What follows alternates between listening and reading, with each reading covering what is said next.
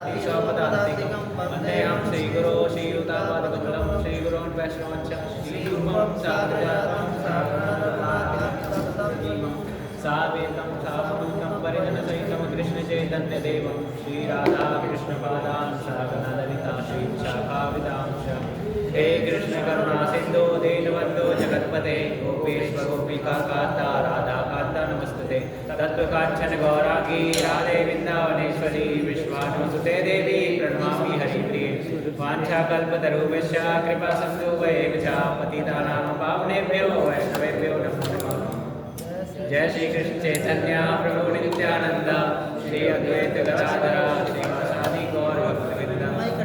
हरे कृष्णा कृष्णा कृष्णा हरे हरे हरे राम राम राम हरे हरे।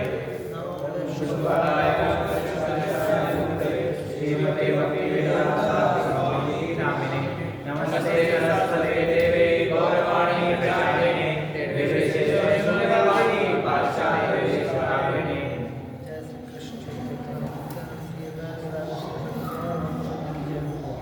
कृष्ण हरे कृष्ण कृष्ण हरे हरे हरे राम राम राम हरे हरे। हरे कृष्ण सभी भक्तों का स्वागत है आज के वैष्णव एटिकेट क्लास में। और आज इसका हमारा दूसरा दिन है ना। तो पिछले क्लास में कई चीज़ों का इसमें डिस्कशन किया गया था और उसी के सीरीज को हम आगे आज बढ़ाने का प्रयास करें। तो चर्चा की थी कि क्या वैष्णव एटिकेट में क्या जरूरी है, क्यों जरूरत है, क्यों वैष्णव एटिकेट पालन करते हैं। और चैतन्य महाप्रभु सनातन गोस्वामी का चैतन्य चरितमृत से बहुत सुंदर वो भी लिए थे, है कि नहीं, कि मर्यादा का पालन करना ये वैष्णव का क्या है, ऑर्नामेंट है। और नहीं तो साधु र अल्प छिद्र सरल लोग गाए। साधु के बिहेवियर में, कैरेक्टर में थोड़ा सा भी छिद्र होता है तो सब लोग उसको गाते हैं कि नहीं ऐसा क्यों, ऐसा नहीं होना चाहिए, ये वो। तो साधु अल्प छिद्र सर्व लोग गाए। तो इसीलिए बहुत जरूरी है अपने जीवन में, अपने व्यवहार में वैष्णव एटिकेट का पालन करना, वैष्णव सदाचार का पालन करना। तो उसी के दौरान आज का जो प्रसंग स्टार्ट होगा मंदिर में प्रणाम, कि कैसे मंदिर में प्रणाम करना चाहिए हमें। तो मंदिर में प्रणाम करना हो गया था, ठीक है। मंदिर में प्रणाम करना हो गया था, कैसे हम जाते ही पहले प्रणाम प्रभुपाद जी को प्रणाम करें, वांछा कल्पतरुभ्यश्च करें, फिर गुरु और अर्च विग्रहों को अगर प्रणाम करना है तो कैसे करना है। तो इसमें उपाय बताया गया है कि इसके बाद अर्च विग्रह के निकट जाकर के अर्च विग्रहों को बाएं अंग की ओर रखकर अष्टांग प्रणाम दंडवत करें एवं गुरु प्रणाम मंत्र, श्री प्रभुपाद प्रणति, पंचतत्व प्रणाम मंत्र और हरे कृष्ण मंत्र का उच्चारण करें। मतलब जाते ही पहले अपने गुरु का, अगर आप दीक्षित भक्त हैं तो गुरु का प्रणाम मंत्र बोलना है। नमो विष्णुपदाय कृष्ण पृष्ठाय भूतले श्रीमते भक्ति वेद श्रीमते, अपने गुरु का नाम स्वामी निधि नामिने, जो भी गुरु का प्रणाम मंत्र है वो पढ़ना है हमें। इसके बाद फिर पंच तत्व का प्रणाम मंत्र, या अगर को हमारे माजी को कोई दीक्षा नहीं हुआ है तो फिर प्रभुपाद जी का प्रणाम मंत्र पढ़े। तो जो माताएं हैं उनके लिए क्या नियम होता है, पंचांग प्रणाम करने का, और जो प्रभु जी लोग हैं उनके लिए अष्टांग प्रणाम करने का। पंचांग मतलब 5 अंग से और अष्टांग मतलब गुण। इसके बाद फिर पंचतत्व का प्रणाम मंत्र पढ़े, फिर हरे कृष्ण मंत्र का। और इसके बाद फिर जिन विग्रहों को प्रणाम कर रहे हैं उन विग्रह का प्रणाम मंत्र होता है।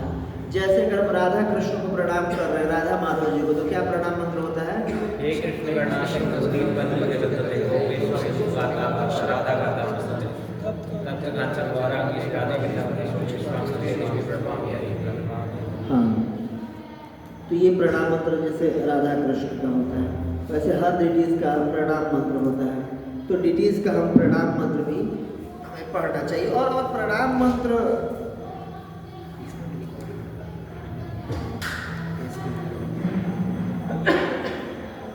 कि विग्रहों पे ध्यान करते समय मतलब ध्यान भी करना है प्रणाम करते हुए कि मैं इस विग्रह को प्रणाम कर रहा हूँ। और जो मंत्र है वो थोड़ा सा जोर से बोलना है, थोड़ा सा जोर से बोलना है ताकि मतलब मंत्र का आवाज़ जाए। ऐसा नहीं कि बस मन मन में कर ली उसका आवाज़ नहीं जा रहा, ऐसा नहीं होना चाहिए, आवाज़ जाना चाहिए। ओके, इस बार अर्च विग्रहों पर ध्यान करना। पढ़िए जरा इसको। मंदिर में अर्च विग्रह अपने भक्तों को दर्शन देने के लिए आसीन रहते हैं। वे हमारे संप्रदाय के इष्ट देव हैं, इसलिए हमें सर्वप्रथम अत्यंत आदरपूर्वक उनका दर्शन करना चाहिए। दर्शन लेने के लिए विचार करने योग्य हेतु कुछ बातें। भगवान के समक्ष एक ओर से दर्शन करें जिससे सामने बैठे भक्तों को भगवान के दर्शन में कोई बाधा ना हो। विग्रहों को दंडवत करने के पश्चात अत्यंत भक्ति भाव से उनका दर्शन करना चाहिए एवं उनसे कृपा की याचना करनी चाहिए। किसी को भी अप्रत्यक्ष विग्रहों के कमल को नहीं देखना चाहिए। भगवान का दर्शन कैसे किया जाए इसकी प्रमाणिक विधि का हाँ, कुछ विधि मतलब बताया गया है कि भगवान का कैसे दर्शन होना चाहिए। पढ़िए देख करके क्या लिखा। विग्रह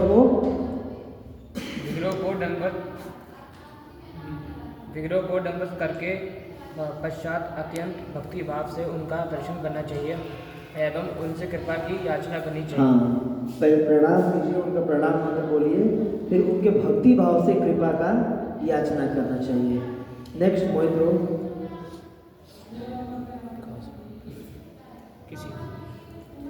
किसी को भी प्रत्यक्ष विग्रह के मुख कमल को नहीं देखना चाहिए। भगवान का दर्शन कैसे किया जाए इसकी प्रमाणिक विधि का वर्णन श्रीमद् भागवतम 2.113 में वर्णित है। अर्चा विग्रह पर मनन ध्यान करने की प्रक्रिया भगवान के चरण कमलों से आरंभ की जाए और उसकी प्रगति धीरे धीरे सुहास्य मुख कमल तक हो। चरण कमल, घुटने के नीचे एवं ऊपर के अंग, जांग और इस प्रकार एक के बाद एक शरीर के अंगों पर ध्यान केंद्रित करें। भगवान के शरीर के अंगों के विभिन्न भागों पर क्रमशः मन जितना अधिक स्थिर होता है उतना ही अधिक हमारे मन एवं बुद्धि का शुद्धिकरण होता है। देखिए, भगवान का विग्रह कई लोग मतलब दर्शन करने जाते हैं डायरेक्ट भगवान के मुंह से शुरू कर देते हैं, मुख कमल से नहीं। भगवान के चरणों से हमें दर्शन करना शुरू करना चाहिए। भगवान के चरण कमलों का दर्शन, घुटने का दर्शन, भगवान के जांघों का दर्शन, मोक्षस्थल का कमर का दर्शन, नाभि कमल का दर्शन, भगवान के ग्रीव गर्दन का दर्शन, फिर भगवान के मुख कमल का दर्शन करना चाहिए। ये प्रमाणिक तरीका बताया गया भगवान का दर्शन करने का। जाते डायरेक्ट, लेकिन नॉर्मली भगवान के विग्रह बहुत अट्रैक्टेड होते हैं तो देखते ही सबसे पहले मुख कमल पे चला जाता है। पर ठीक है, चला जाए, दर्शन कर ले, मुख फिर से नीचे से लेकर चरणों से शुरू करेगा। और इतना ध्यान पूर्वक करना चाहिए भगवान का दर्शन ताकि बाद में भगवान का दर्शन याद रहे। अंतर नारायण स्मृति करना है, नारायण की स्मृति होती रहनी चाहिए। भगवान से जब बहुत ध्यान से देखेंगे, बहुत प्रार्थना किए रहेंगे, तब तो स्मृति होगा ना। बहुत ध्यान से किए रहेंगे, प्रार्थना किए रहेंगे, तब जाके अंतर नारायण, तब जाके चित्त में कृष्ण टिके रहेंगे, फिर जाके कृष्ण याद आएंगे अंतिम समय मरते समय। नहीं तो अंतर नारायण स्मृति नहीं हो पाएगा। अंतर पता नहीं क्या क्या स्मृति होगा। जहाँ पर हमारा अटैचमेंट होगा, अपनी पत्नी से अटैचमेंट होगा तो अंत पत्नी स्मृति होगा, बच्चों से अटैचमेंट होगा अंत बच्चे स्मृति होगा, बिजनेस से अटैचमेंट होगा अंत बिजनेस स्मृति होगा। आप लोग जैसे जवान हैं सब लोग, गर्लफ्रेंड से अटैचमेंट होगा अंत गर्लफ्रेंड स्मृति होगा। जिससे हम सबसे ज़्यादा अटैच रहते हैं उसका हम स्मृति करते हैं, तो है कि नहीं। तो इसलिए बहुत जरूरी है कि विग्रहों को ध्यान से देखना, उनसे अट्रैक्ट होना। आगे पढ़िए, जो जिसको बोलना है इसमें पढ़ेंगे। कहते हैं कि इस प्रकार विग्रहों पर मनन एवं ध्यान करना अपनी इंद्रिय तृप्ति से अनासक्त होने में मदद करता है। दर्शन का आरंभ अपने बाएं स्थित विग्रहों से करना चाहिए। आगे क्रमशः दाईं ओर के विग्रहों का दर्शन करें। उदाहरण स्वरूप यदि आप श्री राधा गोपीनाथ मंदिर में हैं तो सर्वप्रथम दर्शन गुरु परंपरा का होना चाहिए। तत्पश्चात श्री नित्यानंद प्रभु, श्री चैतन्य महाप्रभु, श्रीमती राधा रानी, श्री गोपीनाथ जी एवं अंत में श्री गोपाल जी के दर्शन करें। पुष्प अर्पण करें समय भी दर्शन का यही हाँ, जैसे कि बाएं से दाएं की तरफ हमें अग्रसर होते रहना चाहिए। तो जैसे हम अपने रोहिणी मंदिर में अगर प्रणाम कर रहे हैं तो कैसे करेंगे? सबसे पहले पंचतत्व को, फिर राधा माधव ललिता विशाखा जी को, फिर सीताराम लक्ष्मण हनुमान जी को। तो सबसे पहले आए प्रभुपाद जी को प्रणाम करें, प्रभुपाद जी से प्रणाम करके आगे बढ़े पंचतत्व को, राधा माधव ललिता विशाखा जी को, और ये क्रम हमारा होना चाहिए। ये हमारा क्रम होना चाहिए कि इस प्रकार हम आकर के प्रणाम करना शुरू करें। और कभी भी विग्रहों को जाए ना, अप्रोच करे ना, तो प्रयास करना चाहिए कि मंदिर को, ये विग्रहों को दाहिने रख करके करें। जैसे अगर पीछे से हम लोग आश्रम बिल्डिंग से आ रहे हैं तो आए ऐसे एंट्री की, एक इधर से आ सकते हैं, एक इधर से आ सकते हैं। तो किधर से आना चाहिए? इधर से आना चाहिए, पंचतत्व की साइड नहीं, इधर से आना चाहिए कि विग्रह हमारे दाहिने तरफ रहे। बड़े व्यक्ति को अपने से दाहिने तरफ रखा जाता है, हाँ राइट। तो हालांकि इधर साइड में प्रभु जी रोका हुआ है, इधर साइड में माता जी रोका है, लेकिन फिर भी आप इधर से आइए, पीछे से फिर आगे आइए प्रभु जी रोका, और फिर आइए विग्रह को अप्रोच करिए। हाँ, परिक्रमा अगर ऐसे करें तो इधर से करिए, लेकिन जब पीछे से करा रहे हैं और अगर इधर से आ रहे हैं तो फिर इधर आइए, प्रभुपाद को प्रणाम करिए, मेन गेट से एंट्री करें, फिर पंचतत्व को, फिर राधा माधव को, फिर राम दरबार को। तो ये विधि होती है प्रणाम करने का, या दर्शन करने का, या पुष्पोपन करने का। ये प्रमाणिक विधि है। देखिए कितना डिटेल्स है ना, माइन्यूट तरीके से बताया गया, और इसका पालन करना चाहिए। लेकिन कई बार हम सालों सालों चीज़ें कर रहे हो तो नहीं पता होती है कि एग्जैक्ट क्या तरीका है। तो हमारे वैष्णव एटिकेट जो कोर्स हो रहा है, इसका यही लक्ष्य है कि हम जाने हर चीज़ को, कि कैसे विग्रहों को प्रणाम करते हैं, कैसे भगवान को अप्रोच करते हैं, कैसे मंदिर में एंट्री करते हैं, कैसे वैष्णव के साथ डीलिंग करते हैं, कैसे प्रसाद पाते हैं, ये सारा चीज़ बहुत मैन्यूट तरीके से बताया जाएगा। तो पिछली बार में बताया था इसका लक्ष्य क्या है वैष्णव एटिकेट क्लास का? अपने आप के जीवन में इन चीज़ों को इम्बाइब करना, दूसरे पे टोका टोकी नहीं। ऐसा नहीं कोई व्यक्ति अब डायरेक्ट मतलब आते ही राधा माधव को प्रणाम कर दिया अपराध, कोई एटिकेट नहीं है, नहीं ऐसे नहीं करना, ठीक है। अगर आपके इन्फ्लुएंस में है व्यक्ति, आपका मित्र है, अगर आपको सुनता है तो ठीक है, उनको कह सकते हैं कि ठीक है आप क्या करिए, पहले पंचतत्व से शुरू कर सकते हैं। बट कोई अननोन व्यक्ति है, कई लोग यहाँ पर आते हैं तो डायरेक्ट राधा कृष्ण को करते हैं, और पंचतत्व राम जी को बाद में पूछिए तो पूछिए, उपकार कर दिए उसने तो नहीं करते। कोई दिक्कत नहीं है, नॉन व्यक्ति आ रहे कुछ भी करे। बट देखिए अगर हम लोग पुराने होते जाए तो फिर हमें पता होना चाहिए कैसे हमें अप्रोच करना है, ठीक है। जैसे इसने कहानी की शुरुआत में मंदिर में अष्टविग्रह को अपने भक्तों का दर्शन देने के लिए दोबारा पढ़िए। मंदिर में अष्टविग्रह अपने भक्तों को दर्शन देने के लिए आसीन रहते हैं, वे हमारे संप्रदाय के इष्ट देव हैं। तो प्रभु जी मैंने सुना था कि इष्ट देव तो एक ही होता है, बट यहाँ पर जैसे हमारे पंचतत्व के राधा माधव को राम दरबार हो, तो फिर इष्ट देव का थोड़ा सा आप बताना कि इसके बेसिकली होते हैं क्या? देखिए प्रभु जी, अलग अलग संप्रदाय के अलग अलग इष्ट देव हो सकते हैं, और अलग अलग संप्रदाय में होने के बावजूद भी हमारे इष्ट देव अलग अलग हो सकते हैं। कोई है चैतन्य महाप्रभु से सबसे ज़्यादा कनेक्ट फील करता है, चैतन्य महाप्रभु का लीला सुनना, चैतन्य महाप्रभु का दर्शन करना, चैतन्य महाप्रभु के लिए वैष्णव भजन गाना, चैतन्य महाप्रभु से ज़्यादा गौर लीला से। कई होते कृष्ण लीला से करते हैं, राधा कृष्ण के आराध्य देव हैं, राधा कृष्ण का दर्शन करना, राधा कृष्ण से प्रार्थना करना, राधा कृष्ण के लिए भजन गाना। और कई होते हैं जो सीताराम से होते हैं, रामायण उनको अच्छा लगता है, राम जी सबसे अच्छे लगते हैं, राम जी उनको बेस्ट आराध्य देव लगते हैं, राम जी से प्रार्थना करना, राम जी के लिए भजन करना कईयों को अच्छा लगता है। तो मान लीजिए हम लोग जैसे गौड़ीय वैष्णव है, तो गौड़ीय वैष्णव में भी तीनों हो सकते हैं, किसी का आराध्य देव राधा कृष्ण हो सकते हैं। बट ऐसा नहीं कि कोई अगर मान लीजिए कोई राधा कृष्ण आराध्य देव जी के हैं और मान लो चैतन्य महाप्रभु को बिगड़ चैतन्य ऐसे नहीं होना चाहिए। किसी के कोई विशेष आराध्य देव हो सकते हैं, मतलब इष्ट देव हो सकते हैं, हाँ, इससे कोई बड़ी बात नहीं है।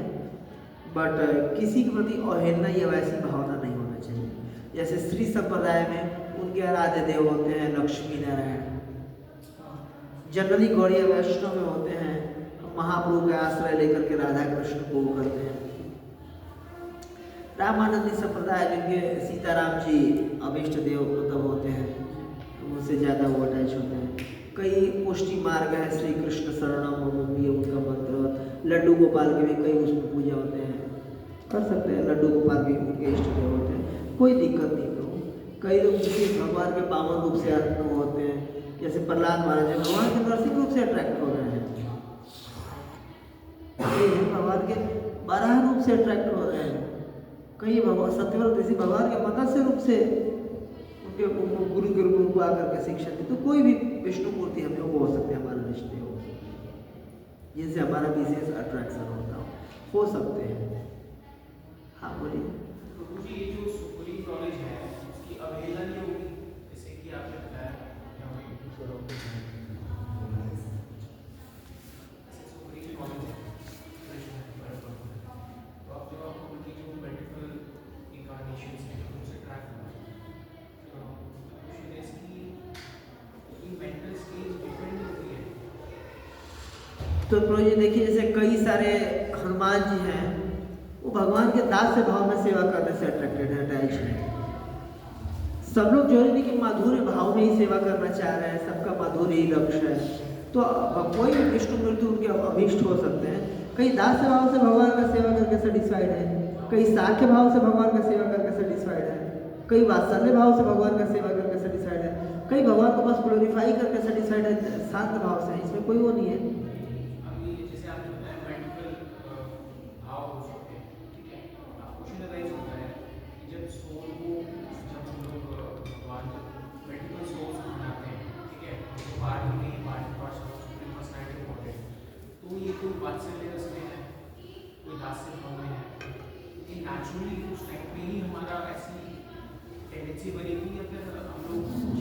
देखिए प्रभु जी, मुक्ति हित्वा अन्यथा रूपम स्वरूपे न व्यवस्थित है कि जब भाव भक्ति के लिए करते करते भक्ति जब शुद्ध होंगे ना, तो नित्य चित्त कृष्ण प्रेम साधक गुणाय श्रवण आदि शुद्ध चित्त करय उदय, नित्य सिद्ध कृष्ण प्रेम साधक गुणाय।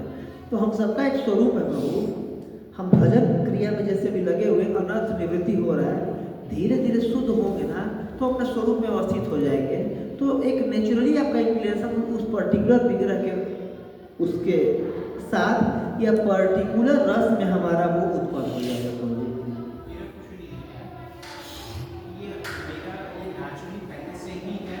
है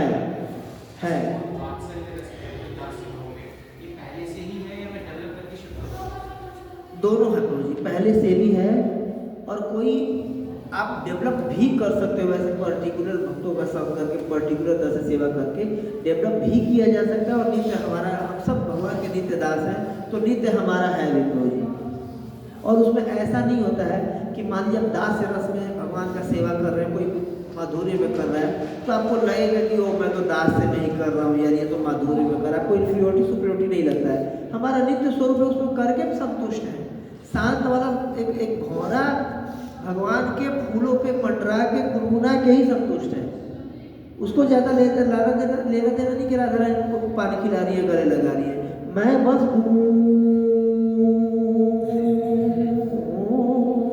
करके संतुष्ट हूँ। कोई भगवान को पान खिला के संतुष्ट है, कोई भगवान को चामर करके संतुष्ट है, कोई भगवान का जूता पालिश करके खुश है। ऐसा नहीं उसमें। और ये दोनों है प्रभु, अगर आप जूता पॉलिश कर रहे हो, खाना खिलाना चाहोगे तो वो भी कर सकते हो, ऐसा कोई वो नहीं है। बट आप संतुष्ट रहोगे वो करके, कुंठा नहीं रहती है वहाँ पर, अपने स्वरूप में आप व्यवस्थित हो। ठीक है,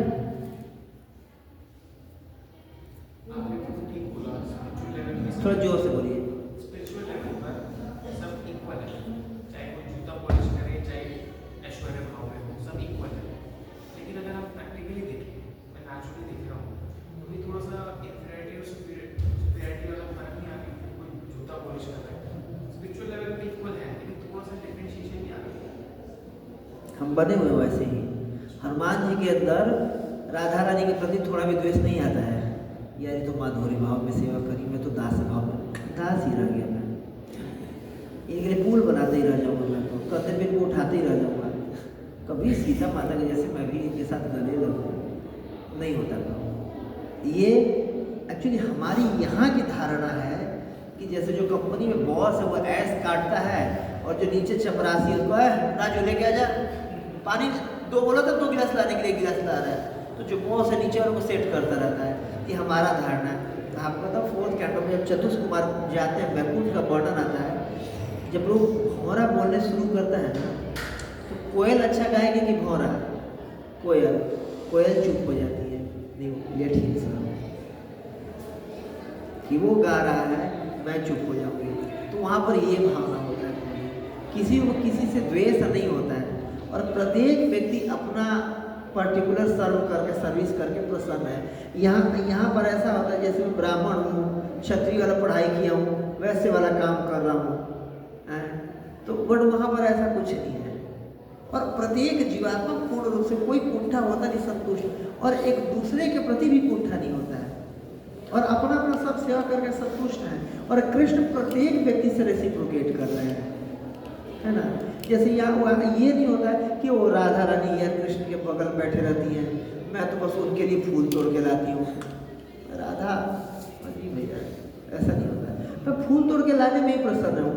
या मैं अगर कृष्ण के पास बैठना चाहूँ तो बैठ सकती हूँ, कोई दिक्कत नहीं है। कृष्णा विल डू अरेंजमेंट कि आपके साथ बैठ जाएगी, कोई ऐसा नहीं है। हाँ हाँ हाँ हाँ हाँ हाँ हाँ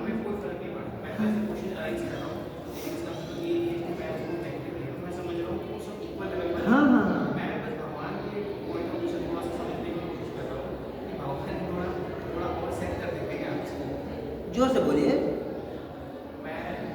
भगवान के लेवल से समझने का कोशिश कर रहा हूँ।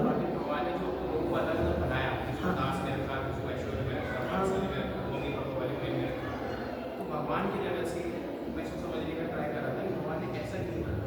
और वो हमारे लेवल पे हम सब इक्वल्स ही हैं, कोई जूता पॉलिश करे, कोई खाना बनाए, कोई मम्मी पापा वाली सेवा करे, कोई लविंग अफेयर हो, राधा रानी टाइप।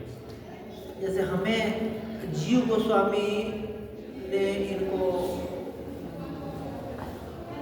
जो राधा रानी ने जिनको यहाँ पर वो किया था, क्या नाम है उनका, कौन प्रिया, मतलब जो राधा रानी को श्यामानंद दुखी कृष्ण से, जब वो इतने हाई लेवल के विद्वान पंडित, इतना वो क्या उनका सेवा लगाया। अब सेवा कुंज में जाके झाड़ू मारिए, सुबह शाम तक झाड़ू, और झाड़ू मार के बिल्कुल एक्सटेटिक थे बिल्कुल। ठीक वो भक्ति के ऊपर होता है। हमें अगर मान लिए रोड के सामने झाड़ू मारना है, रोज सुबह मोड़ पर करूँ, चैंटिंग करूँ, सेवा मांग रहा, भगवान सेवा दे दीजिए, भगवान सेवा लगा दीजिए, केस और पूजा कोई, हाँ भाई डेली आपको सुबह शाम तक झाड़ू मारना, पोछा ओछा मारना है मेन रोड पर, टॉयलेट में सफाई कर देना अच्छा रहेगा। क्या लगेगा झाड़ू रोड पे पब्लिक में इंफीरियरिटी आने लगेगा। वही सेवा को जो सेवा करके झाड़ू मार करके एक्सटेटिक रहते थे बिल्कुल, और राधा रानी का भी दर्शन कर लिया। उनको ये नहीं लगता था कि रूप गोस्वामी इतना विद्वान आदमी मेरे से लिखवा रहे थे, कुछ ग्रंथ रचना करवा रहे थे, झाड़ू मरवा रहे हैं मेरे से। जीव गोस्वामी से तालपत्र को करवाते थे रूप गोस्वामी। जीव गोस्वामी नरोत्तम दास ठाकुर को कहाँ पर डिस्ट्रीब्यूशन में बैठे थे, तीनों लोगों को। और नरोत्तम दास लोग क्या करते थे, जाकर उनका लैट्रिन साफ करने का जब वो करते थे, वही करके एक्सटेटिक है बिल्कुल।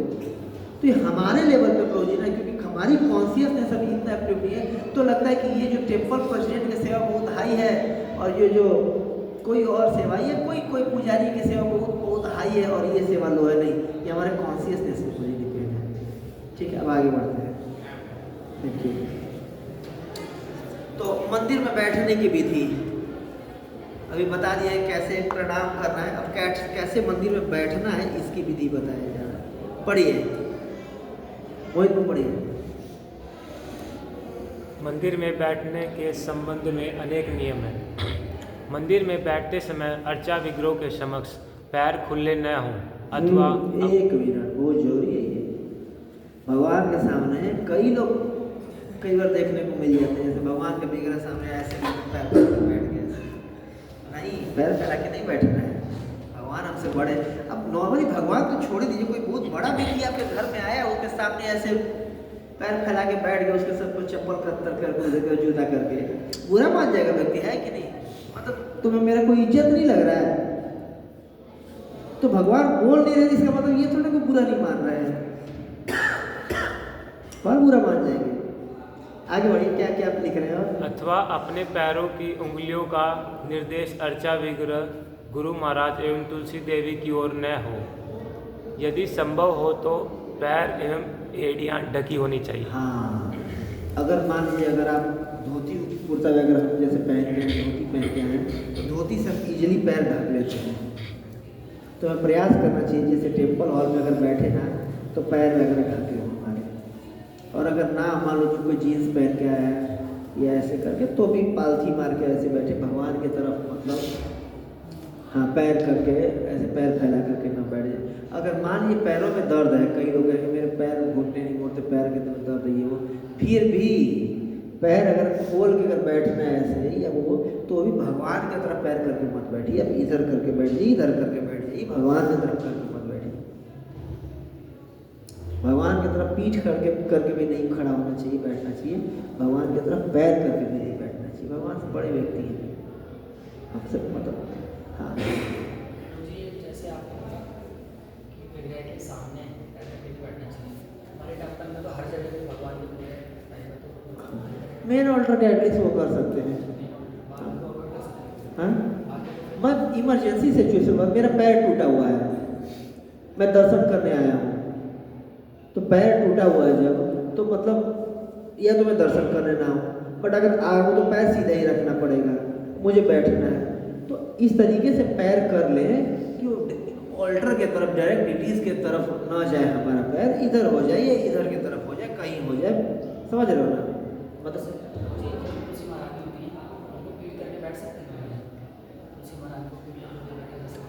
तुलसी महारानी को पीट करके बैठे। अब देखो, प्रयास तो नहीं करना चाहिए, उनकी तरफ भी मुख करके बैठने, क्या दिक्कत आ रही है इसमें?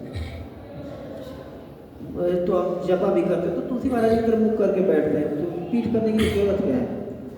और मेरे मान एक तरफ भगवान है, पीछे तुलसी महारानी का पौधा लगा हुआ है। कई मंदिरों में होता है कि भगवान के सामने गरुड़ देव के एरिया में तुलसी महारानी का पौधा लगा के देते हैं, तो कोई दिक्कत नहीं, उसमें पीठ की तरफ खड़ा हो सकते हैं भगवान का दर्शन करने के लिए, कोई इसमें ऐसा अपराध नहीं है। बट अगर हम सेंटर में तुलसी महारानी ऐसे करके, तो प्रयास करके फिर उनकी तरफ मुँह करके करें, क्यों पीठ करना है? बड़े व्यक्ति वो भी हैं।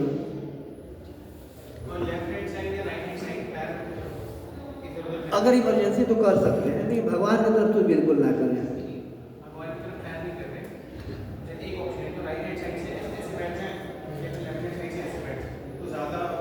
कोई सा भी चलेगा। वो आप कौन सा अंग दर्द कर रहा है उसके ऊपर अगर इधर से हो रहा है तो ऐसे बैठ जाए, मान लीजिए ठीक है, भगवान का फिगर अगर सामने ऐसे बैठ सकते हैं, भगवान का फिगर सामने तो ऐसे बैठ सकते हैं, बट ये ऐसे करके ऐसे पैर फैला के ऐसे नहीं बैठना चाहिए, है ना? ठीक है, ओके, पढ़िए। यदि संभव हो तो श्री विग्रह, व्यासासन, श्रील प्रभुपाद और श्रीमती तुलसी देवी की ओर पीठ करके न बैठे। कभी कभी मंदिर की संरचना के कारण यह संभव नहीं होता है। विग्रहों के समक्ष पैर फैलाकर न बैठे। विग्रहों के समक्ष एड़ी, कोहनी अथवा पैरों के तलवों को पकड़कर न बैठे। अर्चा विग्रहों के समक्ष झपकी न ले और न ही सोएं। कई बार भागवतम क्लास में बैठते हैं, अर्चा विग्रह बोले होते, झपकी आ जाती है। सोना नहीं चाहिए, प्रयास करना चाहिए। कई लोगों को मालूम भी नहीं होता है, बॉडी ऐसी कोई नहीं, कैसे कर लेगा? देखिए यदि संभव हो तो अब सोना ही है बिल्कुल, मतलब तो रूम में जाके या फिर संभव है तो कुछ तो वो करे ना। अब बिल्कुल आपके हाथ में आपकी बॉडी नहीं हो रही है, अब नींद आ ही जा रहा है, झपकी आ ही जा रहा है, तो ऐसा नहीं कि पता चला झपकी है तो भगवान एक कदम मार दिए पीछे से सो रहा है। नरसिंह देव भगवान का विग्रह सामने अगर झपकी कभी दे दी, पता चला कि थोड़ा सा यहाँ कट लग गया, अभी बार झपकी मारे 2 कट लग गया, पकाए तो सोई के पता चला ये फटा ही हुआ है। ऐसा नहीं होता है, भगवान भी जानते हैं, देखते हैं, लेकिन फिर भी प्रयास करना चाहिए कि बहुत ज़्यादा बिल्कुल अति हो जा रहा है, चल ले थोड़ा सा खड़े हो जाए, बिल्कुल अति हो जा रहा है तो रूम में चले जाए फिर, है ना। और विग्रह और अर्चा विग्रह में क्या अंतर होता है? सेम ही है। अर्चा विग्रह जिनकी अर्चना की जा रही है विग्रहों की, मूर्ति और अर्चा विग्रह में अंतर होता है। मूर्ति मतलब जिनका प्राण, जैसे कि महात्मा गांधी का मूर्ति लगा हुआ चौराहे पे मूर्ति है, और जो ऑल्टर में टेम्पल में जो लगा वो अर्चा विग्रह, प्राण प्रतिष्ठान जिनकी हो रखी है उनको अर्चा विग्रह कहते हैं। अर्चा मतलब अर्चन जिनका होता है ना, पूजा पाठ वगैरह हो रहा है, तो विग्रह को हम अर्चा विग्रह भी कह सकते हैं, अर्चा विग्रह को सिर्फ विग्रह भी बोल सकते हैं, बट मूर्ति और अर्चा विग्रह में अंतर होता है। उसमें ऊपर 2 बार विग्रह है, नीचे अर्चा विग्रह है, जहाँ पे झपकी और सेम वर्ड है, सेम वर्ड है, इंग्लिश में एक ही वर्ड बोलेंगे डिटीज। हाँ सेम वर्ड है। चाहे वो देवी गॉड्स हो, वो भी अगर क्या? जैसे देवी गॉड्स होते हैं उनकी भी अगर प्राण प्रतिष्ठान हो, जैसे वो गोबर गणेश देखे हो, क्या होता है गोबर गणेश? जब सत्यनारायण भगवान की कथा होता है ना, तो गोबर को रखा जाता है बना करके, उसी में गणेश जी को आह्वान किया जाता है, गोबर गणेश होते हैं।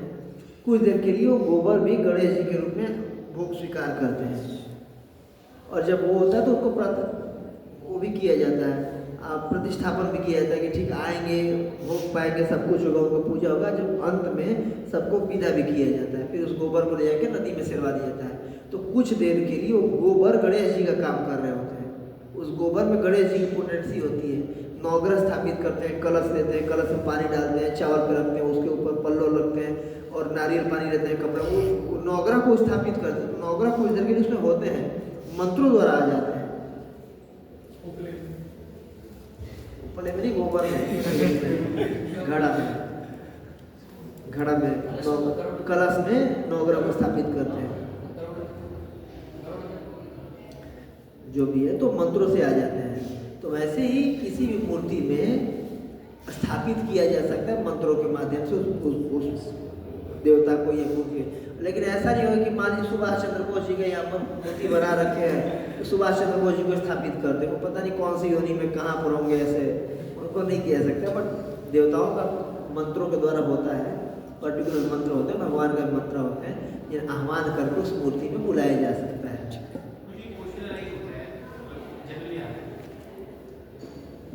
ये आपका कोर्स देखिए 12 के बदले अगर 15 और 16 हफ्ते में गया तो हमारी कोई गलती नहीं है।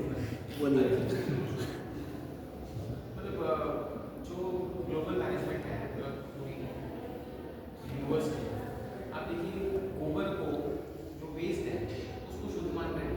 एक एनिमल है, अब स्पिरिचुअली देखी जाए तो गाय को अलग दर्जा दिया हुआ है, लेकिन गोबर को उसका जो वेस्ट है उस पर हम लोग भगवान बुला के पूजा करते हैं। तो मतलब चीज़ें समझ नहीं आती, गोबर को वैल्यू करना, वेस्ट को वो बेसिक पॉटी है। हाँ हाँ, बट मुझे हमारे कोटी में और गोबर गाय के उसमें आप कई विग्रहों में जाइएगा दक्षिण भारत में ना, तो जब ऑल्टर खोला जाता है तो सबसे पहले गाय को और गाय का पिछला भाग दिखाया जाता है।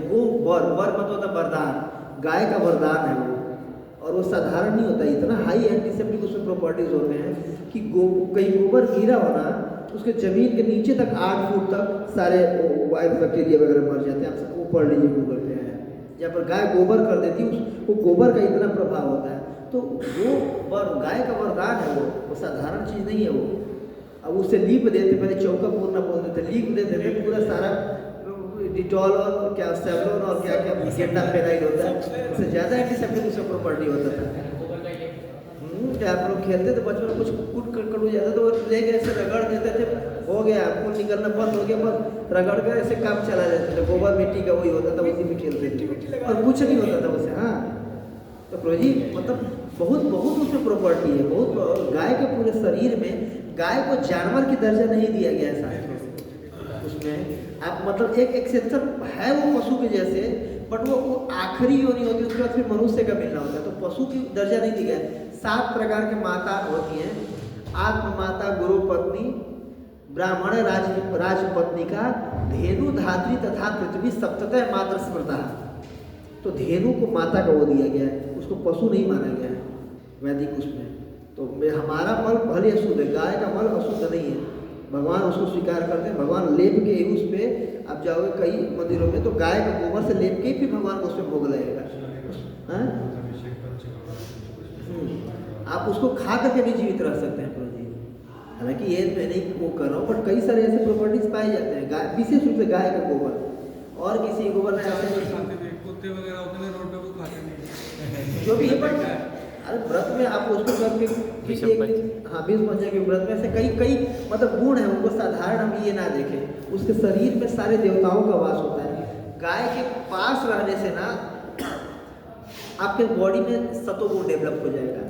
आप जैसे सतोगुण बॉडी के पास रहने से सतोगुण से उसका शरीर बना होता है गाय का। जैसे कुत्ता का शरीर तमोगुण से बना होता है बॉडी, उसका गाय का बॉडी। आप यूएस में एक थेरेपी भी है बहुत ज़्यादा, जिसको बहुत एजिटेशन आता है, माइंड बहुत परेशान होता है, फ्रस्ट्रेशन होता है ना, उसको गाय उसमें बस सहलवाते हैं ऐसे। आधा घंटा गाय के सहलाने का पैसा आपको देना पड़ता है। आप गाय को सहलाइए, आपकी बॉडी को गाय चाट लेगी, उसी से आपका वो एजिटेशन फ्रस्ट्रेशन दूर हो जाएगा, सतों को डेवलप हो जाता है बॉडी। तो ये थेरेपी भी है, धीरे धीरे और आगे चल के और आएगा, और ज़्यादा वो डेवलप होगा। हाँ हाँ हाँ, आपका माइंड का एजिटेशन खत्म हो जाएगा। हाँ गाय के पास रहने से कोई सतोगुण डेवलप होगा। हाँ कर सकते हैं। अब ये तो यूएस में थेरेपी की बात बता रही हूँ, तो हमारा मेडिकल साइंस उसको स्वीकार कर रहा है। ये तो है। और कई चीज़ें ऐसे लोग गाय घर में आंगन में गाय रखने से, ऐसे रखने से आपको भजन भक्ति करना बहुत आसान हो जाता है, उसके प्रभाव से, उसके बॉडी के प्रभाव से। अब इसलिए आप कई सारे, लेकिन अब कलयुग में इसलिए हर चीज़ पे मुझे वो भरोसा में नहीं होता है कि गाय में भी जैसे अब हॉर्सलाइट फ्रिजियन करके नस्ल है, हॉर्सलाइट फ्रिजियन, ऐसे गाय के कई सारी नस्लें हैं जो कि सुअर को और गाय को, जो देसी गाय होती थी, उनको क्रॉस करके उनको बनाया गया। क्यों? जो उनकी मतलब क्षमता ज़्यादा होती है रोग निरोधक सुअर की। सुअर नाली में पड़ा हुआ है फिर भी बिल्कुल। देसी गाय होती है मुझे ना, गोबर ओबर कर देगी, बिल्कुल कचरा हो जाएगा, गीला वाला हो जाएगा, उसमें बैठेगी नहीं, रात भर खड़ी रहेगी। भैंस बैठ जाएगी, भैंस उसी में सानी मारते रहेगी, बिल्कुल ऐसे रगड़ती रहेगी, गाय नहीं बैठती है।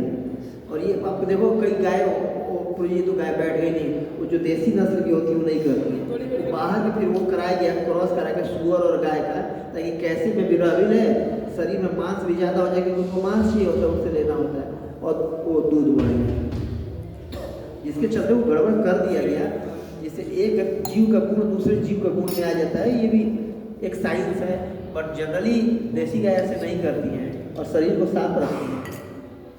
एक बाई नेचर है उनका शरीर को जैसे कोई जीव, जैसे शेर बाघ वगैरह, वो रजोगुण से बने हुए हैं, उनका शरीर बहुत राजसिक होता है। आप उनके अचानक से दौड़ जाओ, बिल्कुल रजोगुण में होकर अटैक करेंगे ही करेंगे, दे कैन नॉट कंट्रोल। वैसे जैसे सुअर है, कुत्ता है, ये तमोगुण से बने हुए हैं, वैसे गाय सतोगुण से बनी हुई है, उसका शरीर बना है।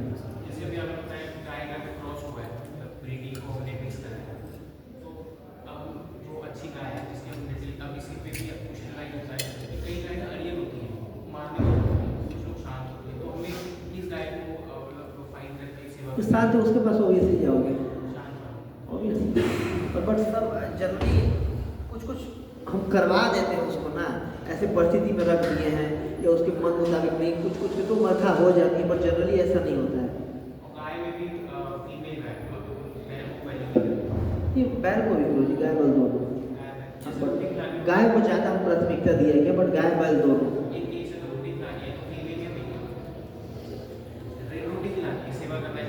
दोनों दोनों चलेगा, दोनों चलेगा, दोनों चलेगा। बैल मतलब कृषि करता था, कृषि से यज्ञ है, उससे के चलते बारिश होता था। हमारा पूरा डिपेंड एक्चुअली अब ट्रैक्टर वगैरह ये मशीनें आ गए ना, जिसके चलते अब उनका नीड नहीं है। नहीं तो पहले बैल से पूरा खेती होती थी, जिससे भोजन होता था। हमारे भोजन के लिए गाय से दूध निकलता था, दूध से आपका घी निकलता था, घी में सब कुछ तल करके बनाते थे। घी का प्रोडक्ट छाछ, दूध, दही वगैरह से सब कुछ होता था। बैल अन्न प्रोड्यूस करता था।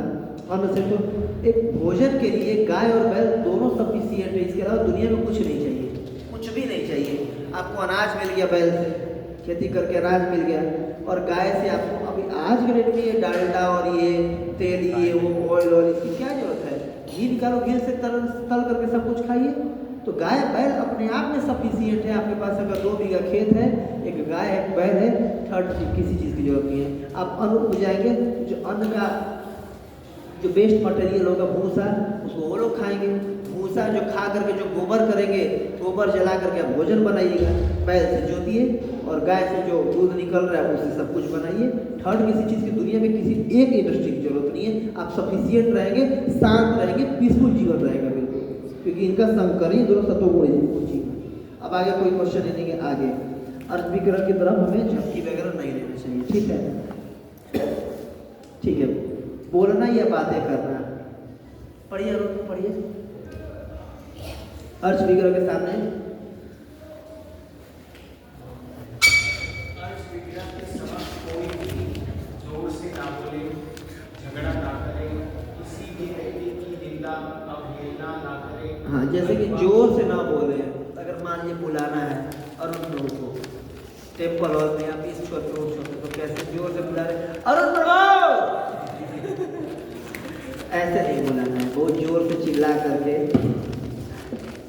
या फिर झगड़ा ना करें। या कई लोग डांटने लगते हैं भगवान विग्रह। समझ में नहीं आ रहा तुम्हें बोला था मैं? गेट बंद करो। भगवान सामने है। अब जैसे घर में कोई मेहमान आते हैं, बड़े होते हैं, बड़े मेहमान के सामने वहाँ बच्चों को नहीं डांटते हैं। जब कार में देना भी है ना, तो साइड दूसरे कमरे में जाकर दे करके उस मेहमान का कदर होता है। तो वैसे ही भगवान यहाँ के राजा है, ब्रह्मांड के स्वामी है, भगवान का कदर होना चाहिए, हैं? लेकिन भगवान बोल नहीं रहे, इसका मतलब ये भी नहीं कि सुन नहीं रहे, देख नहीं रहे हैं।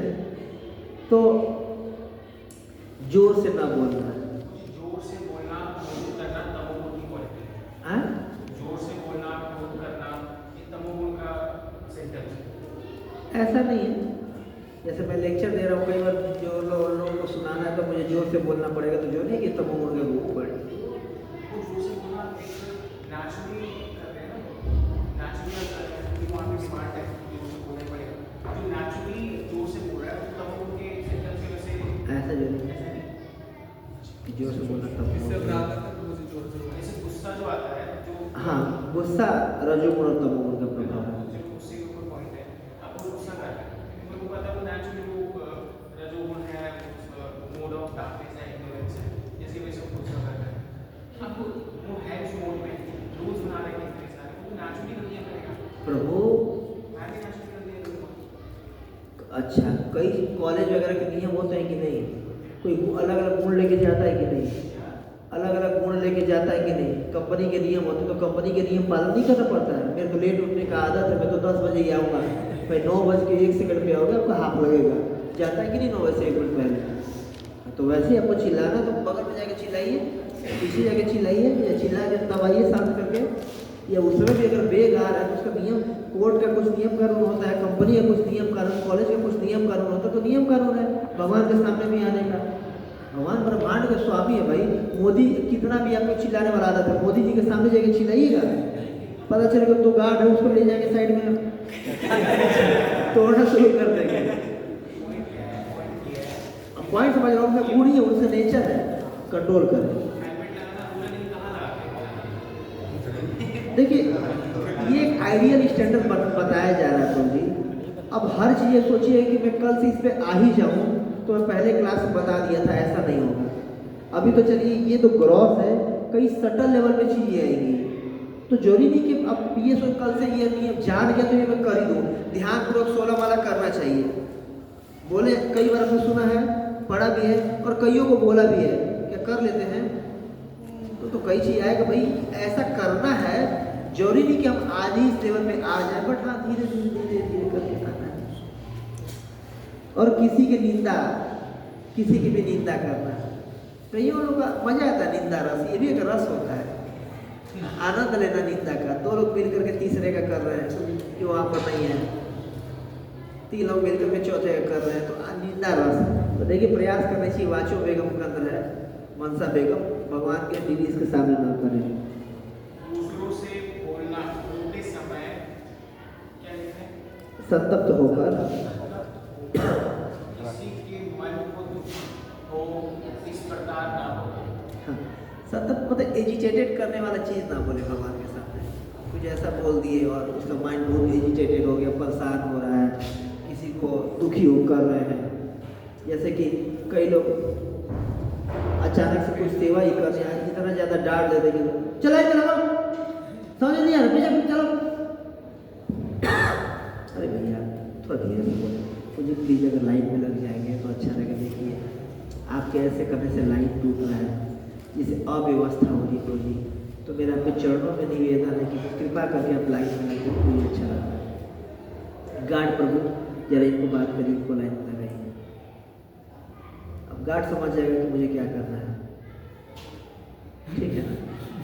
तो प्रेम से भी कई बार हो सकता है बात, जरूरी नहीं कि हमेशा चिल्ला के ही हो। तो और विग्रहों के सामने तो देखिए एटिकेट का बात, ब्रह्मांड के स्वामी है भाई वो। हम किसी बड़े आदमी के सामने सतर्क रहते हैं तो वो ऐसे बड़े आदमी को करोड़ों वैसे बड़े आदमी 1 second, micro second, nano second में क्रिएट कर सकते हैं। तो उनके समझना चाहिए। आगे बढ़िए। दूसरों की स्तुति ना करें। हाँ, स्तुति मतलब दूसरों को चढ़ाना। हाँ, दूसरों की पूजा, जैसे कि प्रभु भगवान के सामने खड़े हो, प्रभु मैं तो समझ रहा हूँ सबसे ऊपर ब्रह्मांड में आप ही हो। चरण कमल कराना चाहते हैं, मेरे मस्तक में चरण कमल रख दो। आपका आशीर्वाद मिल जाएगा, मेरा भला हो जाएगा। अरे भैया भगवान के सामने खड़े हो, उनका भी आशीर्वाद ले लो कभी। तो दूसरों की स्तुति नहीं करना है भगवान के सामने। ये जनरली ऐसा भी होता है कि किसी बड़े आदमी के सामने अपनी स्तुति नहीं सुनना चाहिए, ये मृत्यु के समान होता है। जैसे कि अर्जुन का एक प्रण था कि जो मुझसे बोल देगा मेरा गांडीव नीचे रखने को, उसको मैं जिंदा नहीं छोड़ूंगा। तो युधिष्ठिर महाराज एक दिन के युद्ध में खूब पिटाए और लोग घेर के मारे थे और इनको बिल्कुल जैसे तैसे उस दिन सूर्यास्त हो गया, बच गए मरते मरते। तो आ करके अर्जुन को लगे डांटने कि क्या फायदा, तुम भी उस युद्ध में थे और तुम छोड़ करके चले गए थे। अगर मैं मर जाता तो वही युद्ध खत्म हो जाता। एक नंबर के तुम बेवकूफ़ हो, तुम्हें जाने नहीं चाहिए था और तुम वो मौजूद थे। उसके अलावा मेरे को इतना मारे तो तुम क्यों नहीं बच्चा रक्षा करने के लिए आए? इसे तुम ये गांडी रखी तो तुम छोड़ दो गांडी को। वो चुपचाप सहरे, लेकिन उनका प्रतिज्ञा था जो मुझे बोले गांडी रखने को तो मैं मारूंगा उसको। बोले भैया हो गया फंसा, मेरा ये प्रण था जो बोले गांडी रखने का, तो कैसे किया जाए, अब मैं तो आपको मारूंगा। और दोनों वो हो गया। और युधिष्ठिर पर बोले हाँ ये तो तुम्हारा प्रण था, ठीक है काम करो, मुझे मार, तुम्हारा प्रण था, तुम्हारा प्रण पूरा हो जाएगा। तो जियो बोले कि तुम मुझे मार दो, तो अर्जुन मार कैसे सकते हैं? लोग देखो तुम्हारा प्रण था, प्रण तो अपना तुम पालन करो, तलवार लेके मेरा गर्दन काट दो, कोई दिक्कत नहीं है। अब भीम को हमारी तरफ से राजा बना दे, कोई युद्ध लड़ेगा। तो अब गर्दन काट भी नहीं सकते। युधिष्ठिर बोल रहे चलो मेरा गर्दन काट दो। तो भगवान बीच में आ गए, क्या हुआ? तो ऐसे ऐसे तो देखो मतलब बेसिकली इनको मैं या उसको नहीं मार पाया तो मैं खुद मर जाऊँगा, इनका प्रण था। तो बोले देखो इनका तो मैं गर्दन काट नहीं सकता, ठीक है दूसरा उपाय मैं खुद मरूंगा। तो अब खुद भी मरूंगा तो फिर युद्ध ही नहीं होगा, फिर कैसे होगा? तो भगवान बोले कि देखो दूसरे के सामने, अपने से बड़े व्यक्ति के सामने अपनी प्रशंसा खुद अपने मुंह से करना ये मृत्यु के समान होता है। तो देखो यहाँ पर मैं हूँ और युधिष्ठिर महाराज हैं, दोनों तुमसे बड़े हैं, हमारे सामने तुम अपने आप को ग्लोरीफाई करो, ये मृत्यु के समान होता है। तो बोले मैं गांडीवधारी, मैं ये, मैंने ये युद्ध जीते, मैं ये युद्ध जीता, मैं बहुत उनको शर्मिंदा महसूस हुआ कि क्या मैं बोल रहा हूँ इन लोगों के सामने, तो मृत्यु के समान होता है। तो इस प्रकार बचे हो।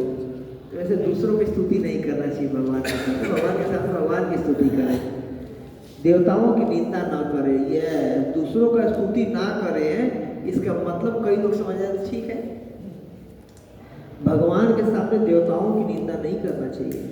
कई लोग, हम लोग कई बार भक्ति में आ जाते हैं ना, तो इंद्र, चंद्र और वरुण आदि जो बड़े बड़े सूर्य आदि जो देवता हैं, इनको कैसे पड़ोसी का चिंटू पिंटू होना वैसा लेने लगते हैं। ये इंद्र, अच्छा ये पिंटू, ओहो कौन, सूर्य देवता, अरे पप्पू, हल्के में लेने लगते हैं बिल्कुल। ये दुर्गा देवी है, उनके कहीं गए दुर्गा जी के मंदिर के सामने बिना प्रणाम वणाम करे, दुर्गा जी अच्छा ठीक है, दुर्गा जी अच्छा ठीक है, फिर बगल की चाची हो कोई, पड़ोस की चाची हो, ऐसे दुर्गा देवी, वो दुर्गा देवी नहीं। अब देखिए चैतन्य चरितामृत अगर हम पढ़ेंगे तो चैतन्य महाप्रभु शिव जी के विग्रहों पर जाकर प्रणाम कर रहे हैं, दुर्गा देवी का कई मंदिरों में जाकर दर्शन कर रहे हैं, हनुमान जी का दर्शन कर रहे हैं, सारे देवी गॉड को प्रणाम करते हुए जा रहे हैं। और अगर जैसे आप जा रहे हैं, बीच में मोदी जी खड़े हैं, तो आप उनकी तरफ नहीं देखिएगा, उनको इग्नोर करके जा सकते हैं आप। तो दो चश्मे वाले खड़े रहते हैं ना, आपको इग्नोर कर देंगे तुरंत। तो वैसे ही जब मोदी जी को इग्नोर नहीं कर सकते हैं किसी बड़े व्यक्ति को, तो जो देवता लोग हैं वो तो मोदी जी से भी ऊपर है ना जी, उनको हम इग्नोर कर सकते हैं। तो अगर आप किसी सड़क से भी जा रहे हैं, गली से, अगर किसी देवता का भी अगर मंदिर है, उसका ऑर्डर खुला हुआ है, सामने वो ऐसे करके खड़े हो तो उनको प्रणाम करके जाइए। रुक के प्रणाम नहीं कर सकते, एटलीस्ट ऐसे प्रणाम करके तब आगे बढ़िए, ये तो अपराध होता है। किसी विग्रह के सामने से गुजर गए, वो खड़े ऑर्डर खुला हुआ, प्रणाम नहीं किए ना, तो ये भले वो डेमी गॉड का हो, दुर्गा देवी का हो, गणेश जी का हो, हनुमान जी का हो, प्रणाम करिए, आपसे बड़े व्यक्ति है वो। क्या लगता है दुर्गा जी आपसे बड़ी है कि नहीं? और हनुमान जी पड़ोसी के बेटे तो नहीं है ना? हाँ, प्रणाम करना चाहिए। और कई बार देवताओं को बहुत हम हल्के में लेने लगते हैं कि ओह इंद्र, अरे भाई वो इंद्र के पोस्ट पे है, सतक्रतु है, सारे देवताओं का राजा है। तो कई बार ना देवताओं का निंदा करना नहीं, भगवान के सामने तो चलिए ऐसे भी देवताओं का निंदा नहीं करना चाहिए। अगर बहुत मतलब मान लीजिए आपका किसी थाने में रह रहे हैं, दरोगा जी से बार बार लड़ के रखेंगे ना, तो दरोगा के भी हाथ में पावर होता है। सूर्य के मुख से जैसे हमारे पेट का हर अंग का अधिष्ठात्री देवता होते हैं, हमारे हाथ कैसे चलता है? इंद्र की कृपा से। आँख निमि महाराज, पेट पाचन में अगर हमारा श्वास सूर्य देवता के उसमें रहता है, तो हर एक देवी गॉड है, कंट्रोलर है। जो नाड़ियों जहाँ से हमारा खून बह रहा है, जो नदियों के अधिष्ठात्री देवी है, इसके कंट्रोलर है। पेट, समुद्र के जो देवता है वो पेट के अधिष्ठात्री देव है। पूरा अंग हमारा कंट्रोल है देवी गॉड्स के द्वारा। एक नाराज हो गया ना, एक अगर बीमारी हो गया तो भक्ति जल्दी नहीं होता है। जैसे कि गांव में, पूछिए। जैसे कि जी गांव में क्या होता है कि कोई ब्राह्मण या कुछ भी बता कि जैसे आपका स्वास्थ्य सही नहीं है, सूर्यदेव या उनको अर्पण करिए, तो क्या ये मतलब ऐसा होता है या फिर मतलब जैसे इसमें जैसे हाँ होता है प्रभु जी। क्रिया खराब है या सब? नहीं, अलग अलग देखिए ग्रहों का चाल हमारे पे होता है, अलग अलग हम स्टोन पहनते हैं जिससे ग्रहों का चाल वो हो जाता है कि हमारा शरीर उसी से बना हुआ ना, और ग्रहों का इफेक्ट पड़ता है बॉडी पे, ऐसा नहीं कि नहीं होता है। बट अगर हम महामंत्र का जप कर रहे हैं, भगवान की भक्ति पे लगे हुए हैं, तो इन देवताओं में भी जो पावर आता है भगवान से आता है, तो भगवान ऑटोमेटिक सब कुछ हमारा पूरा कर सकते हैं। बट अगर मान लीजिए हम भक्ति में भी नहीं लगे हुए, कुछ नहीं कर रहे हैं और देवताओं को भी अवहेलना कर रहे हैं, तो नगति कुतोपी हो जाएगा।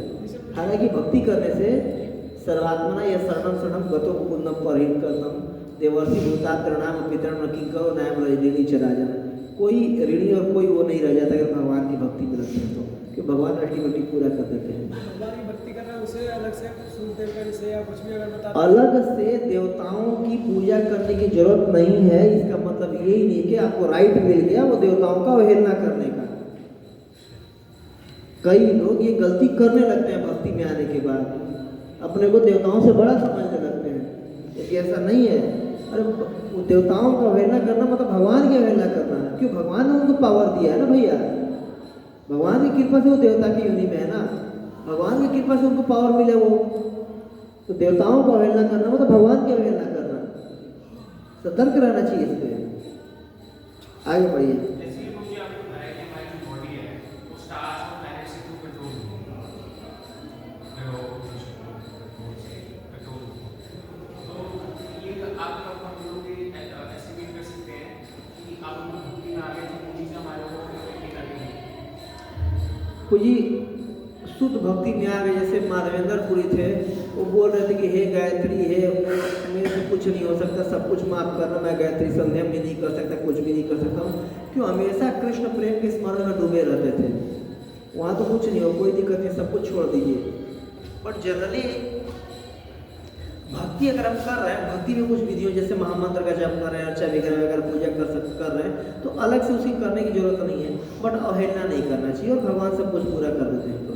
जैसे मैं तो भक्ति करती हूँ, ठीक है, फिर वो सारी प्लैनेट्स और हाँ, इफेक्ट होता है प्रभु जी, जितनी मात्रा में भक्ति में लग जाएंगे उतनी मात्रा में नीचे से ऊपर उठ जाते हैं। और भक्ति करते हैं तो हमारी यमराज जी बोल रहे हैं भागवतम छठे स्कंद में यमदूतों से कि उनका डायरी भगवान के पास ट्रांसफर हो जाता है, भगवान यमदूत के पास, यमराज जी के पास नहीं रहता है।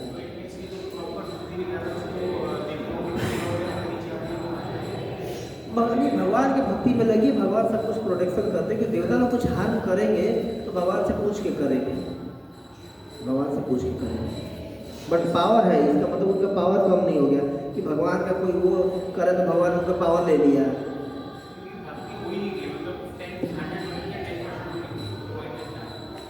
Bhagavatam 9th canto 4th chapter के उस परपट में लिख रहे हैं कि जो ही कोई भक्ति करना स्टार्ट करता है ना, even from the very beginning Krishna start protecting. आप पढ़िए 9th कैंटो पढ़ेंगे, फ्रॉम वेरी बिगिनिंग उसमें लिखा हो। जो ये कृत्य उत्पन्न करते हैं अम्बरीश को मारने के लिए दुर्वासा ऋषि, और देश से मारने के लिए जो सुदर्शन चक्र आके कृत्य का गर्दन काट देता है, उसमें लिखा जा रहा है कि चलो अम्बरीश महाराज तो बहुत बड़े भक्त थे, भक्ति के बिगनिंग से ही कृष्ण स्टार्ट कर देते हैं प्रोटेक्शन। तो हम सबका कर रहे हैं, तो ऐसे की बात नहीं है। प्रारब्ध होते हैं उसकी रक्षा हो जाएगी। प्रारब्ध जो है हमारे पुराने वो करने इफेक्ट अप्रारब्धम फलम पापम कूटम बीजम फलम क्रमणेव प्रलीयते विष्णु भक्ति रतात्मना। क्रमण एवं, इस क्रम में धीरे धीरे खत्म होते जाते हैं विष्णु की भक्ति करने से। एक दिन में पूर्ण सरेंडर हो जाइए 100% खत्म। बट जितना जल्दी धीरे धीरे हो, जितने क्रम में होते जाएंगे उतने क्रम में वो होते जाएगा। और जितना गुड़ डालिएगा उतना मीठा होगा। आगे मजाक ना करें अथवा व्यर्थ की बातें ना करें। भगवान के ऑल्टर के सामने खड़े होकर के बिल्कुल अरे ऐसे करके मजाक कर रहे हैं, आपस में फालतू का प्रजल्पा कर रहे हैं, अवॉइड करना चाहिए। प्रजल्पा को तो टोटली अवॉइड करना चाहिए, बट ना एटलीस्ट नहीं हो रहा है, बिल्कुल बेग हो रहा है, फिर भी ऑल्टर के सामने खड़े हैं वहाँ पर ना करें, नहीं करें। ठीक है, साइड चले जाए, वहाँ करें, पीछे चले जाए, इधर उधर चले जाए, ऑल्टर के सामने खड़े होकर दर्शन कीजिए, भगवान की स्तुति कीजिए, भगवान से प्रार्थना कीजिए, भगवान को प्रणाम कीजिए, फिर साइड में जाके कुछ करिए। ठीक है ना? मजाक करना, व्यर्थ की बातें करना, असत्य वचन ना बोले।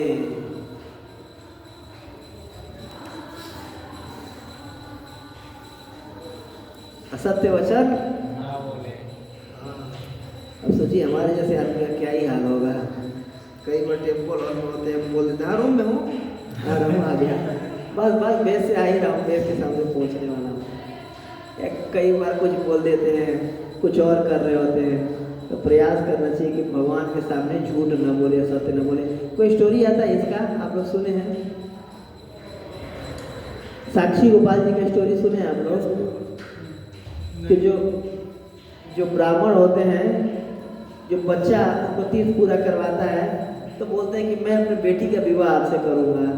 बोलते कहाँ आप अमीर आदमी, कहाँ मैं गरीब आदमी, कहाँ मैं अनपढ़ आदमी, आप इतने कहाँ से हो सकता है आपकी बेटी का विवाह मेरे से? नहीं नहीं, मैं प्रॉमिस कर रहा हूँ कि मैं अपनी बेटी का विवाह पक्का तुमसे करूँगा। देखो विग्रहों के सामने मैं बोल रहा हूँ। चले जाते हैं विद्यानगर वापस हो, कई साल बीत जाते हैं। उस लड़का को लगता है कि यार बाबा बोल के गए थे कि बेटी का शादी करेंगे। उधर से वो बोलते हैं तो उनका बेटा बोलता है कि दिमाग खराब है आपका, मेरी बहन का शादी कराएगी उससे अनपढ़ आदमी से, गंवार कहेंगे नीच जात का ब्राह्मण। ब्राह्मण में भी चतुर्वेदी त्रिवेदी द्विवेदी, तो उससे नीचे के वो थे, तो बोले उससे शादी कराइएगा। तो मैं विग्रहों के सामने बोलता, विग्रह सुनने आए थे क्या?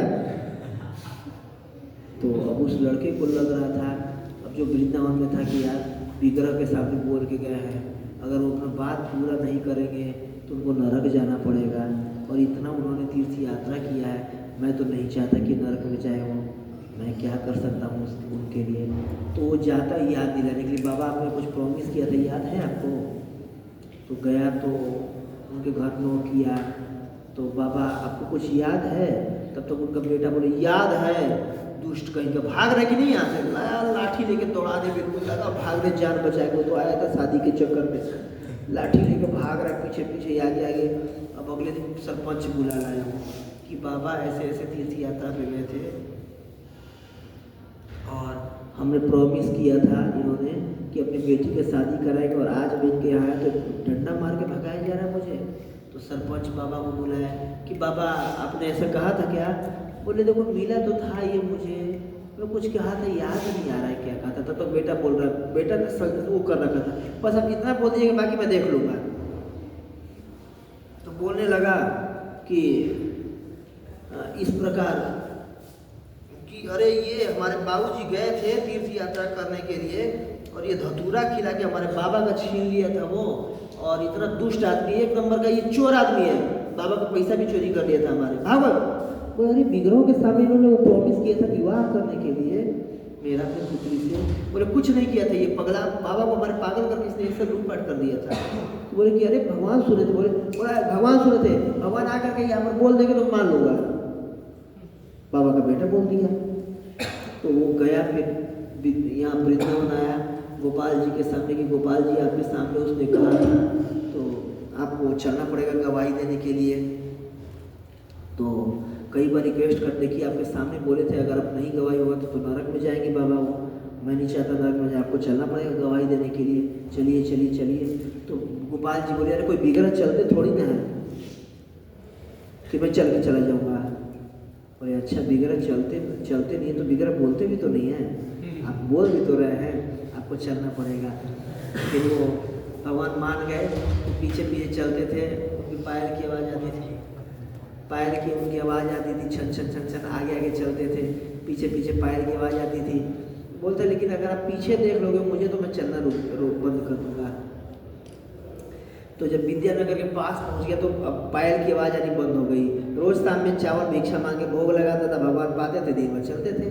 तो बंद हो गई तो लगा कि अरे तो बिगड़ा नहीं रहे, कहीं ऐसा ना हो कि मैं यहाँ पहुँच जाऊँ और पीछे से बोली तो पता चले इस बार तो छोड़ेगा नहीं, पिछले तो डंडा लेके दौड़ाए थे तो छोड़ेगा नहीं वो बाबा का लड़का, बूढ़े ब्राह्मण का लड़का। तो जब देख लिया पीछे आ रहे नहीं, जब ये देखा तो पीछे जस्ट खड़े थे। बोले देखो अब तुमने बोला था, मेरा बड़ा ये वचन था कि अगर आप देख लोगे तो मैं नहीं आगे बढ़ूंगा। तो कोई दिक्कत नहीं, यही खड़े रहिए। गया बुलाया कि आ गया अच्छा विग्रह आ गया, वो गोपाल जी आ गए वो करने के लिए। तो सब लोग आए कि अच्छा गोपाल जी झूठा कहीं का, गोपाल जी आ गए, झूठ बोल रहा गोपाल जी आ गए। सारे गाँव वाले आ गए, गोपाल जी कहाँ है गोपाल जी, आइए चलिए देखिए। तो गाँव के पास सच में इतना बड़ा विग्रह है, सबको देख के लगा देखो इतना बड़ा विग्रह, तो एक व्यक्ति से आने से रही है, ये तो उठा के ला ही नहीं सकता है। और वृंदावन से चल के दक्षिण भारत आ गए, सब बिल्कुल दंडवत प्रणाम कीजिए, अच्छा विग्रह आ गए। तब से उन विग्रह का नाम गोपाल जी का नाम पड़ा क्या, साक्षी गोपाल। और ये कथा स्वयं महाप्रभु सुना है चरणचर्चा में, नित्यानंद गौड़ा आदि सबको महाप्रभु अपने मुँह से सुना है। फिर बोले प्रतिमा नहीं तो भी साक्षात ब्रजेंद्र नंदन, यह प्रतिमा नहीं साक्षात भगवान है। तो विग्रह के सामने झूठ नहीं बोलना चाहिए। ठीक है, आज से मैं भी प्रयास करूँगा, प्रण ले रहा हूँ अगर झूठ बोलना भी हो साइड में जाके बोलो विग्रह के सामने ना बोले। पहले जमाने में होता था ना, किसी को अगर सच निकलवाना होता था ना, तो भगवान की कसम खाओ कि भगवान के विग्रह को मंदिर में जाके कुछ बोलवाते वहाँ से।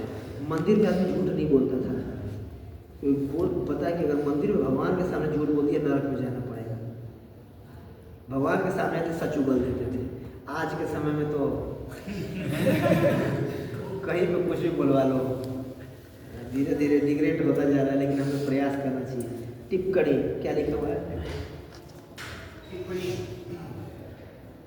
अतिथि अथवा भक्तों की कृष्ण भावना में वृद्धि अथवा प्रचार में मदद हो रही हो तो मंदिर में बोलना वर्जित नहीं है, परंतु इसके अतिरिक्त अन्य सभी प्रकार की चर्चा मंदिर के बाहर भी करनी चाहिए। अतिथि अथवा भक्तों के कृष्ण भावना में वृद्धि अथवा प्रचार में मदद हो रही हो तो मंदिर में बोलना वर्जित नहीं है। तो कह सकते हो लेक्चर भी देते ऊंची आवाज में, जैसे भक्ति में वृद्धन हो रहा है ना, तो उसमें वर्जित नहीं है वो। इसके अलावा कोई अगर ऐसी मीटिंग भी जो अल्टर के मतलब विग्रह के सामने से अगर बात कहीं और की ऐसा कहीं इमरजेंसी नहीं तो मीटिंग भी नहीं करना चाहिए, पीछे जाके करिए। या कई प्रकार का होता है, कई मंदिरों में पहले इष्टा गोष्ठी होता था, तो इष्टा गोष्ठी कैसे आगे बढ़ाना चाहिए प्रचार को ऐसे करके तो भगवान के सामने किया जा सकता है। लेकिन और भाजू के इधर उधर का मीटिंग हो तो वो भी ना कर, प्रयास करना चाहिए। भगवान के साथ भगवान को ग्लोरीफाई करें या भागवत चर्चा कर सकते हैं, गीता चर्चा कर सकते हैं, यही सब हमें करना चाहिए। ठीक है, आगे बढ़ते हैं। बहुत अच्छा लिख दिया हुआ, बहुत कुछ समझ में आने से है ना। मुझे आजकल जैसे लग रही है टेम्पल में सगाई कर रहे होते हैं ऊपर कहीं बैठ के कॉर्नर में, तो वो चीज़ भी सही है। एंगेजमेंट कर रहे होते हैं कई बार मैंने देखा मंदिर में, लेकिन मूर्ति बना रहे होते हैं 40 से 40 से आते 40 से आते कोने में बैठे होते हैं, वहाँ पे कर रहे होते हैं। हाँ मैंने देखा, अपने साइड में देखा एंगेजमेंट। बैंक्वेट में तो होता है प्रभु जी, बैंक्वेट इसी पर्पस के लिए बना हुआ है। और बाकी भगवान के सामने गए कि भगवान को साक्षी मान करके चार लोग दोनों तरफ के रिश्तेदार गए, शांति से पहना है और चले गए, इसमें क्या दिक्कत? हाँ नहीं, कोई जैसे दिक्कत तो नहीं होना चाहिए कि ठीक है भगवान को साक्षी मान करके विवाह कर रहे हैं। हाँ दोनों तरफ से, बट ऐसा नहीं कि भगवान के सामने फिर वो होने लगा कि पूरा वैदिक मंत्र करके आपको विवाह कराया जा रहा है, ऐसा वैसा, ये नहीं। ये नीचे होता है, नीचे हॉल बैंक्वेट उसी के लिए बना हुआ है, ऑल्टर के सामने नहीं करते हैं। बट हाँ कई बार विवाह करके लोग आते हैं, पति पत्नी के जोड़ा, और भगवान के सामने आशीर्वाद देने के लिए आते हैं, तो उसमें दिक्कत क्या है भाई? ये कृष्ण कॉन्शियस मैरिज है कि हम दोनों भक्ति में आगे बढ़े विवाह करके, तो इसमें कोई दिक्कत नहीं है। भक्ति में आगे बढ़ने के लिए विवाह एक मतलब ये भी एक वो है, शुद्धि का संस्कार है, विवाह संस्कार, पाणी ग्रहण संस्कार जिसको बोलते हैं। 16 संस्कार में से एक संस्कार वो भी है विवाह, तो कोई ऐसा नहीं है। ठीक है, बट ऐसा नहीं भगवान के सामने फिर डीजे बजा करके बिल्कुल ऑर्डर के सामने ये गलत है, अपराध है कि नहीं? पढ़िए। वस्त्र या वेशभूषा बहुत जरूरी है। ये आज के डेट में तो ऐसे ऐसे दिखने को मिलते हैं, लोग बिल्कुल सलमान खान बन के आ रहे होते हैं। देखिए कुछ नियम कानून बताया गया है, क्या है? भक्तों की वेशभूषा सदैव सादी, स्वच्छ एवं दूसरों को भगवान श्री कृष्ण का स्मरण दिलाने वाली होनी चाहिए। हाँ, किसी और को देखो माइक कि भक्तों की वेशभूषा सदैव सादी। कई लोग इतना टीच पटाख होकर के आते हैं ना, मार के परफ्यूम सब, 4 गज दूरी पे भी कोई खड़ा होता है कि एक्स का प्रचार जो आता है ना, ऐसे करके आ रहा है पैसा, या बिल्कुल इतना तड़क भड़क बिल्कुल चमकता हो बिल्कुल पहन लेते हैं कि उनको लगता है कि अब कोई अच्छा ड्रेसिंग किया तो लगता है कि मुझे लोग देखें। अब मान लो कोई माता जी बहुत सर धस के गई है, उसको कोई देख ही ना रहा हो, जहाँ खड़ी हो लोग ऐसे कर ले रहे हो, तो कैसे महसूस होगा? लोग सजते धजते क्यों हैं? ताकि लोग देखें। लोग अपनी पसंद है, दूसरे की पसंद का कपड़ा पहनना चाहते हैं ताकि लोग देखें, थोड़ा हीरो लगूं मैं। तो प्रयास करना है कि थोड़ा सा सादा, स्वच्छ और अस्वच्छ। पता चला कि कहीं सादा तो है लेकिन स्मेल मार रहा है बिल्कुल, बगल में कोई खड़ा होकर तो ऐसे नाक बंद करके खड़ा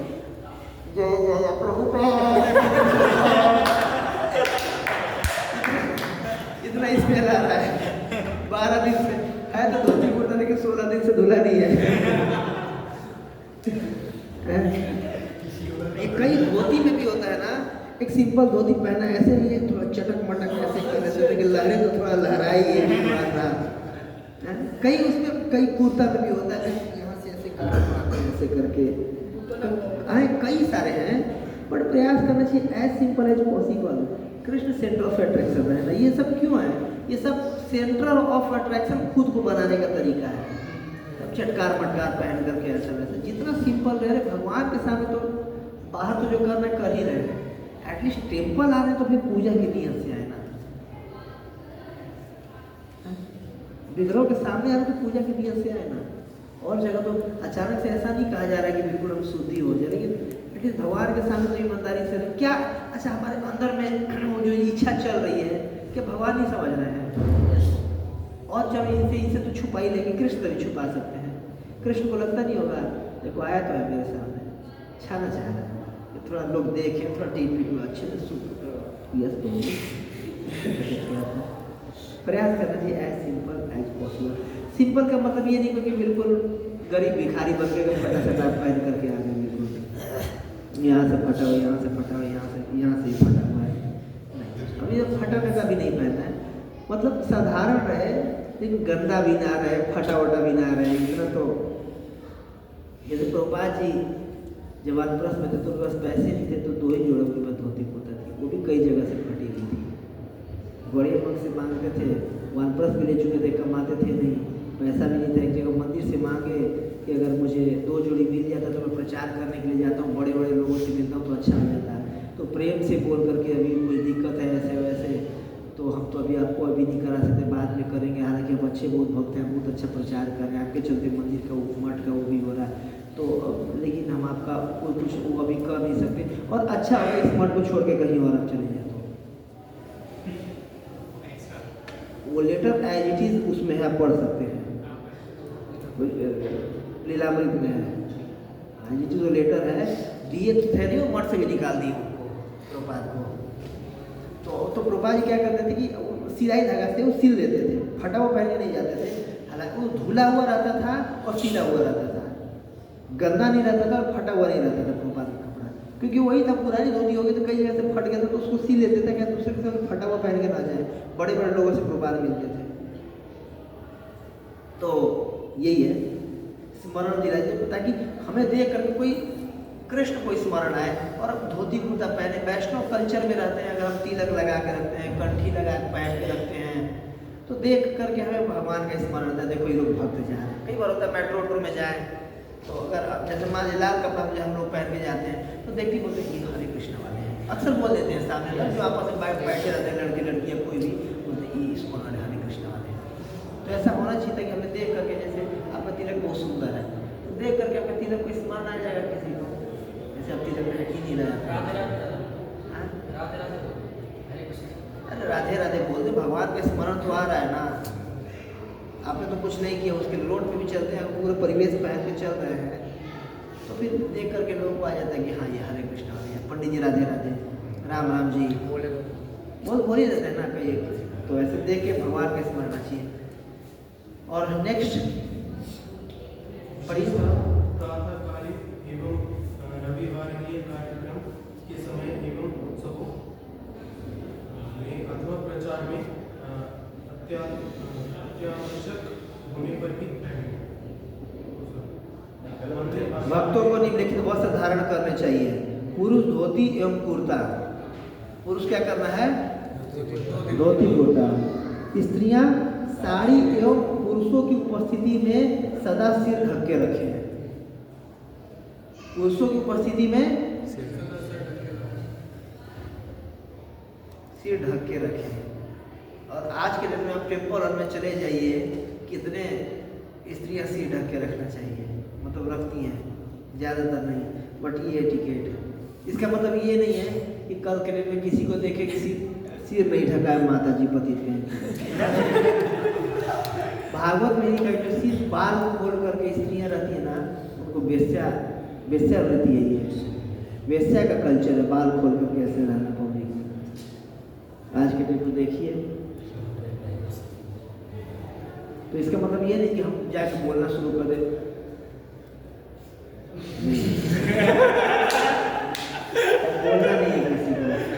बुरा लग सकता है। लेकिन अगर कोई मेन हमारे घर में या हमारे इन्फ्लुएंस में है, घर में हमारी कोई बहन है, तो बोल सकते हैं कि देखो बाल हमें ढक के रखना चाहिए, भगवान के सामने कभी खुले बाल नहीं जाना चाहिए, बाल ढक के रखना चाहिए। या एटलीस्ट कोई अगर जैसे बच्ची है, बाल बांध के जरूर रखे, खुले बाल मंदिर में नहीं जाना चाहिए, बाल बांध के रखना चाहिए। अब अगर ओढ़नी है तो अब तो ओढ़नी का भी कल्चर खत्म हो जा रहा है, तो बाल ऐसे ढक के रखना चाहिए, प्रयास करना चाहिए।